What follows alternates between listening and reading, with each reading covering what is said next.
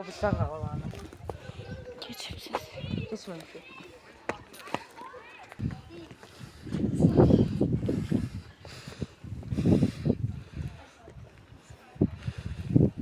Üzərində isə Xəzər dənizində gəzəyə uğrayan qayıqdır. Xətlər isə insanları bildirir. Nə qədər xət varsa, o qədər də insanlar. Aşağıda muzeydə məlumat verdim. Oğlan və qız təsviri yeganə təsvirdir ki, qadın başı da göstərilir. Muzeydə məlumat verdim, qadına başsız, qolsuz və ayaqsız təsvir olunur. Bu yeganə təsvirdir, qadının başından hətta barmaqları da göstərilir. Çəkilmə üsulu isə kontrreliefdir. Kontrrelief nədir? Təsvir çəkilir, bir saniyə susur. Mən nə dedim orada? Mən deyim.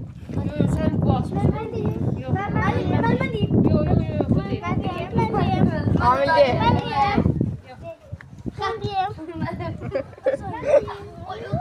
Yəni necə olub? Yağış yağıb, qar su nəticəsində təsvir eroziya uğrayır. Gördünüz? İndi qırağa çəkin, baxın. Nəsə var. Baxın uşağa deyil. İkisi yandan, biri ön hissədən göstərmişdir. İçəridə heç öküz və kulan rəsmi var. Öküz rəsmi daha qədimdir, kulan isə daha müasir qayaqüstü təsvirdir. Kulan nədir?